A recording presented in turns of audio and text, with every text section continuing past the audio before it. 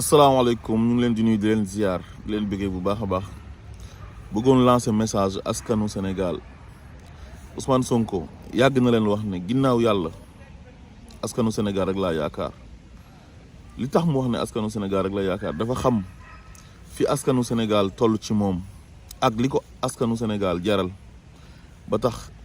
mënul am jàmm jafe-jafe yu muy dund yëpp ñu koy persécuté harcèlement judiciaire bi muy dund acharnement judiciaire bi banditisme judiciaire ak banditisme d'état bi nga xam ne moom victime la ci loolu yëpp bëgg Sénégal nekk patriote bëgg Sénégal gu baax moo ko yóbbee mu xam ne bu mu présenté projet am askanu Sénégal wuy si nañ ko te gëm nañ projet am loolu moo tax mu ne ginnaaw yàlla askanu Sénégal laa dénk sama bopp te le peuple est souverain constitution bi moo ko wax. Est-ce que ñun war nañoo nangu un petit groupe un groupuscule dirigé par Macky Sall une mafia composée de politiciens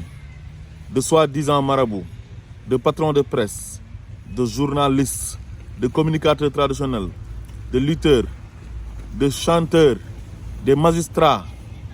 des hommes d'affaires et femmes d'affaires groupe bu ndaw boo xam ne matuñu sax 1% pour leur propre intérêt ñu taxaw di sot Ousmane Sonko ne Ousmane Sonko du fi nekkee candidat li ngeen di gis nii yëpp harcèlement judiciaire bi acharnement judiciaire bi banditisme judiciaire bi loolu yëpp xam nga lan moo ko waral mooy Ousmane Sonko dafa baax am ay nit yu taxaw Sénégal ne ñun soxlawuñ ko baax ñun président buy sàcc dañ bëgg ànd ak ay ministres yuy sàcc di def détournement de deniers publics di toroxal sénégalais yi di leen appauvrir sénégalais yi di gën a ñàkk di nekk ci inondation yi bu ñu feebaree duñ faju seen doom yi duñ mën a jàng bu baax di jànge ci ay abri provisoire réew mi métti boo añee doo reer boo reeree doo ndékki chômage bi di gën a yokk pauvreté bi di gën a yokk ñoom groupe bu ndaw boobu bu ñu feebaree dem France faju ji wala ñu dem Amérique faju ji seen doom yi dem ci université yi gën a cher ci àdduna bi les universités les plus prestigieuses di fa jàngee am seen ay diplômes yu baax te bu ñu ñëwee dañuy am liggéey ñun nag suñu doom yi dañuy jàng ci conditions yu métti te bu ñu amee diplôme kenn du leen jël ñaata diplômé ñoo nekk Sénégal di chômer ñaata sénégalais ñoo nekk Sénégal jàng ba pare am formation te mënuñoo am liggéey parce que bokkuñ ci groupe bu ndaw boobu noonu. léegi ñun askan wi ñun waruñoo nangu loolu nañu déggoo nañu nekk benn bañ ko ne lii waru fee am askan wi lépp lu mu bëgg ne lii du fi am lii du fi am. réew yu bëri tey bu ñu bëggee seen dëkk changé dañoo nekk benn àndandoor boole seen ay xol ne lii du fi amee gis nga tey sénégalais yëpp bu ñu àndoon ay marée humaine am billahi violence sax du am dara du am. Algérie def nañ ko Mali def nañ ko Égypte def nañ ko violence amu fa parce que nit ñëpp dañoo nekk benn boole seen ay xol boole seen ay doole. objectif bi nekk benn objectif mooy li am ci réew mi nii daf fiy jógee daf fiy jeex Tunisie am na fa ba seen président yooyu jógee koo fa donte ba léegi sax li ñu bëggoon amaguñ ko à 100% waaye révolution noonu la waruñoo nangu tey jël ay nit jox leen doole ba pare ñu ëlbatikuwaat jël suñu doole dañu ko xeexee tey yéen a ngi gis ay juristes yi bari ñuy génn di wax ci affaire Ousmane Sonko seen atte bu ñu ko atte woon ci wàllu contumace naan Ousmane Sonko contumace la gis nga faram-fàcce yu ñu ci indi naan contumace mooy koo xamante ni mënoo kaa gis waaye koo xam ne yaa ngi koy gis nga ne atte nga ko par contumace ba pare ñu ne boo ko jàppee lépp dafay nul day anéantir procédure beeg yëpp dañuy reprendre lépp ñu xam ne affaire bi xat na ñu yónni seen procureur mu jàpp ko ba pare ne daf koy chargé waat ay loo xam ne ça date de 2021 nga naan ko ay appel à l'insurrection yeeg ay xawma association de malfaiteurs créer ay waxam fenam di wax mu wóor na la tey ñii lu ñuy def c'est pas de la justice c'est du banditisme judiciaire quoi ay complot la rek benn groupe la boo xam ne dañ ne nañ def lu ñu neex voilà waaye Ousmane Sonko du fi nekkee candidat ñoom ñëpp tey bu ñu demee ci télé yi loolu la ñuy wax am na ñoo xamante ni tey ñu ngi ci opposition bi tey bu ñu déggee ne jàpp nañ Ousmane Sonko wóor na ma ne tëju nañ seen néeg di fecc pour ñoom seen yoon leer na parce que Ousmane Sonko tey kum nekk ndooral candidat yow moom ñàkk nga muy Macky Sall ak ku bokk ci Benno Bokk Yaakaar ak ku bokk ci opposition bi ku mu mënti doon Ousmane Sonko bu nekkee candidat balaa midi yow mbir yi féetee boor mu gagné la te premier tour la lay gagné léegi nag loolu lañ xam te yéenewuñ ko ak bëgg gi ko nit ñi bëgg ñu iñaanee ko loolu yoonam ni ko yàlla leeralee nga xam ne kii tey bu élection amee ni muy nekkee président dafay yomb lool ak jub gu mu jub baax gi mu baax taxaw na mosuma sàcc xaalisu Sénégalais yi ak tey jii bu nekkoon président ndam bi mu war a am ci defar Sénégal bi nga xam ne depuis 1960 ay nit ñoo fi nekk di ko yàq di séddoo suñu alal yi te am nañ alal am nañ or am nañ zircon am nañ phosphate am nañ fer ah am nañ 700 kilomètres de côte am jeunesse am jant am pétrole am gaz lépp loo xam ne day tax nit war a mën a développer benn rek bu ko ci réew amee day développer te ñun yàlla may nañu ci lu bëree bëri waaye lu ñu métti mooy mënuñoo am ay njiit yoo xamante ni njiit yu baax lañ yu teg réew mi ci yoon jël alal ji delloowaat ko sénégalais yi ngir sénégalais yi bañ a sonn parce que sénégalais yi bëriwuñ 17 millions d'habitants ba pare am alal jooju am richesse boobu wax dëgg yàlla kenn warta sonn pauvreté sax warul am Sénégal am na réew yoo xamante ni tey yàlla da leen a may ay pétrole may leen gaz may leen alal ju bëri mais boo fa demee doo fa gis pauvre Kadhafi bi mu nekkee Libye doo gis benn libyen mu buy taxawaalu ay Europe wala muy dugg ay gaal doo ko gis immigré libyen pour nga gis ko ci jamono yooyu problème la gis nga yàq nañ Libye léegi tey jii boo demee ay Qatar dem ay Dubaï doo gis seen doom mukk bu pauvre parce que xaalis bi nga xamante ni mooy xaalisu alal jooju yàlla may leen ci seen suuf dañ koy jël ñu jox ko doomi réew ma parce que seen yëf la waaye ñun Sénégal benn groupe rek ñoom ñooy toog am na ñoo xam ne nag nee nañ ñoom diine lañ jàng ba pare di ànd ak ay bandi ñuy séddoo xaalisu Sénégalais yi waaye nag li yàlla wax rek fii butunihim naaran seen biir yi toujours safara moo ci nekk moo tax du ñuy feebar yu bon la ñuy feebar dee gu ñaaw la ñuy dee léegi nag Sénégal il est temps noot gi ñuy noot gi ñu yàgg noot depuis 1960 il est temps ñu jeexal ko nañ jeexal lii laay war a suuli gis nga violence kenn ootewu ko mais ñii violence yi ñoom la fekk baax violence verbale violence physique di torturer ay nit jàpp Ousmane Sonko ne duñ ko bàyyi di ko torturer psychologiquement di ko xañ ay axam ak ay yelleefam di ko teg injustice di barricade këram di barricade njabootam di def répression ci seen kaw di leen harceler di ñëw di agressé waate Ousmane Sonko lu nekk daj na ko ba biñ koy jël si nii rek dañoo ñëw dajji buntu këram escalader muram dugg ci biir mel ni kuy jël si bandi te jamono jooju Macky Sall mu ngi ànd ak ñoo xamante ni ñoom ñoo mérité ñi def leen loolu ñoo xam ne ay sàcc lañ détournement de deniers publics ñi def ay appel au meurtre ñi def fi ay menaces de mort ñi trafiqué fi ay faux billets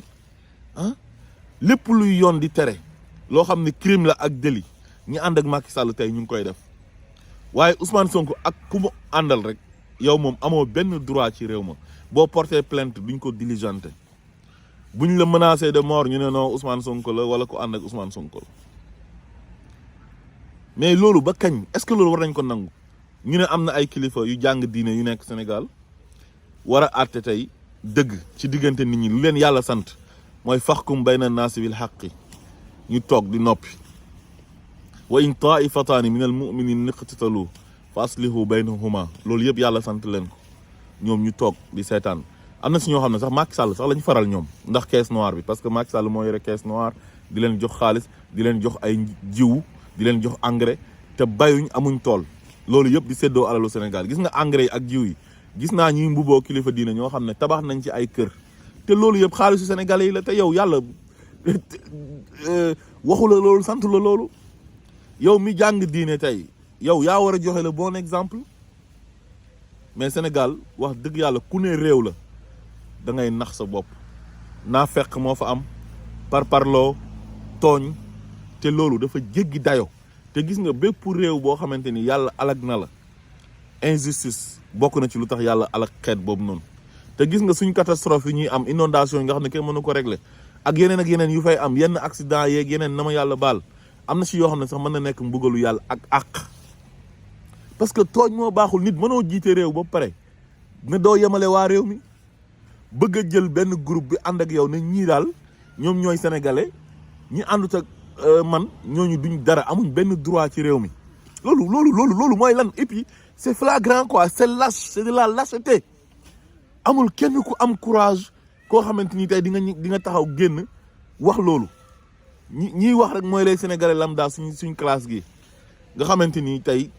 tekkiwuñ lu bëri ci réew ma mais ñi nga xam ne dañoo am baat tey te suñu waxee mu am effet tey ñu ci bëri bokk nañ ci complot bi ñuy comploter Ousmane Sonko te mënuñoo wax ne Ousmane Sonko lii la leen def Ousmane Sonko mbaax la oote ak njub ak changer dëkk bi ñu ne ñoom loolu du fi amee mais loolu moom moo jaaxal ñëpp te ñun Sénégal ñun baax lañ ñu xamee woon yiw lañ ñu xamee woon démocratie lañ ñu xamee woon en tant que ancienne capitale de l'Afrique occidentale française nekk royukaay ci Afrique mais tey Sénégal la ñuy jalgatee ak yelleefu doomi aadama fa la ñuy piétiner les droits de l'homme ah fa la ñuy piétiner la dignité humaine respecté wuñ nit rawatina ak Macky Sall bi mu fa nekkee répression guddi répression ngoon jàpp nañ ko tëj nañ ko retour de parquet mandat d'arrêt ah maanaam du n'importe quoi mandat de dépôt ah loolu daal mooy bilan wu Macky Sall quoi tëjaate répression toroxal nit ah moo tax gis ngeen il faut que ñu def attention bu baax a baax déclaration boobu moom mu defoon naan renoncé wu na ci 3e candidature am man gëw ma ne renoncé na ci candidature am te man tay jii sax laay soog a gëm loolu li mu bëgg mooy éliminer Ousmane Sonko te bu ko réussir day ñëwaat présenté wu wala mu jéem a aj élection yi ne dëkk bi wala dafa am tension condition yi nii kenn mënu cee organiser élection jéem a puusaat ba ci kanam su ko defee bu affaire bi seddee moom mu présenté wu ne gaay mi nang jubawuñ seen biir buñ tànnee kii ñii maire buñ tànnee kii ñële maire kon man maay présenté waat nekk candidat te bu présenté wu day gagné parce que amul adversaire ay ñoom Khalifa Sall ak ñoom ay Abdoul Mbaye ak ah ñeneen ñi nga xamante ni dañoo déclaré seen candidature mais ñooñu dañoo mën a gagné Macky Sall fan lañ koy gagné ah ay ñoom Malick Gakou ah ñooñu mënuñoo gagné Macky Sall Macky Sall tey kenn moo man ci moom dara mooy le président Ousmane Sonko loolu moo tax mu jël doole état dem lëkkaloog ay magistrats yoo xam ne c'est des voyous teg leen ci cours et tribunaux yi daf leen ay président daf leen ay procureur ñi ay juge d'instruction xam nga dem lëkkaloog ay magistrats de siège yoo xamante ni dañ leen di corrompre ñuy def lu leen neex loolu rek moom moo fi am pour ne waa ji daal ku baax la bu ñëwee wax dëgg yàlla sàcc xaalis bu fi amoon dootu fi amati nañ ko sot ñun ñëpp nañ ko sotandoor seen groupe bi seen mafia bi Sénégal inna allah la yughayyiru ma bi qawmin hatta yughayyiru ma bi anfusihim amul benn réew boo xamante ni dafa soppeeku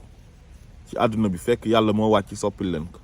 yàlla bu la xasee ba bind jeex na mooy juddu gu rëy ndey ak baay waaye fulla ak fayda boromam yow yaay am fulla ak fayda ne sama réew mii dafa war a tegu ci njub transparence dafa war a am équité dafa war a am dafa war a nekk état de droit justice am fa kon ñun ñoo ko war a xeexal suñu bopp waaye réew boo xam ne boo bokkee ci benn tarixa sant benn sant mën ngaa def lu la neex te dara du la ci fekk boo bokkee ci nguur gi mën ngaa def lu la neex te dara du la ci fekk boo nekkee mbokk président bi wala mbokk benn ministre ah wala koo xam ne moom xaritu président bi la ci seen groupe bi la nekk mën ngaa def lu la neex boo reyee nit sax du mujj fenn ki nga xam ne nag moom deful dara waxul dara deful dara luy yoon di tere lu dul droit la am ci réewam ne damaa soxla sama réew jox leen ma réew mi ma defar ko ñu ne loolu crime la fu mu nekk nii bëgg ko tamit waa jooju noonu bëgg ko mooy Ousmane Sonko devient un crime au Sénégal loolu amul fenn ci àdduna bi fenn ça n'existe nulle part dans le monde kon Sénégal lii ñu nar a teg Ousmane Sonko maa ngi leen di ñaan lillahi wa rasuli bu ñu ko nangu defoon nañ ko Mamadou Dia 61 ans après parce que loolu depuis 1962 la woon Senghor lëkkaloo ak assemblée nationale lëkkaloo ak justice jaay doole Mamadou Dia tëj ko te kooku mbaax la doon oote ak jub 61 ans après loolu bu ñu ko nanguwaatee mu reproduire wallahi gàcce du ko gën a rëy te dinañ toogaat lu ëpp loolu pour mën a amaat nit ku mel ni Ousmane Sonko def nañ ko Cheikh Anta Diop nekk professeur nekk un savant boo xam ne àdduna bi yëpp dañ koy tiitaroo xeex nañ ko ba tey jëriñoo wuñ ko ñun Sénégal te ñu ngi koy jàngale ci université yu gën a mag ci àdduna bi di jàngale xam-xamam ñëpp nangu xam-xamam tubaab bi sax yu bëri nangu xam-xamam mu dëkk Sénégal juddoo ci benn village bu tudd Ceytu nekk kaw yàlla def ci moom lu rëy kooku tey waroon na nekk président Sénégal ñu jëriñoo xam-xamam mais ay nit taxaw xeex ko te gis nga Mamadou Dia ak Cheikh Anta Diop biñ leen ñàkkee foogoon nañ ne pour ñu amaat ku mel ni ñoom dina jafe waaye ay at après Ousmane Sonko ñëwaat na di mottali li nga xam ne mooy yéene ñoom Mamadou Dia ak ñoom Cheikh Anta Diop gis nga jógaat nañ les mêmes personnes surtout ñu ko doon xeex tey ñoom ñoo ñëwaat tey surtout ñu doon xeex Mamadou Dia ak ñu doon xeex Cheikh Anta Diop ñoo ñëwaat tey di xeexaat Ousmane Sonko nañu bañ Sénégal nañu bañ